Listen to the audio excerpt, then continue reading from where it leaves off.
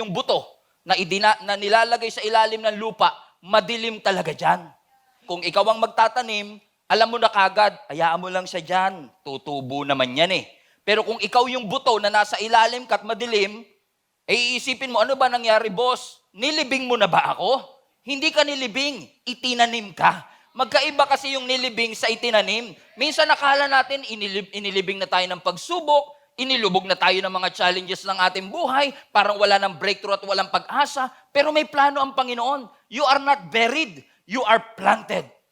Kapag ikaw ay nagtanim at nagplant ng isang seed, you may not see something for a while, but it doesn't mean walang nangyayari sa ilalim ng lupa.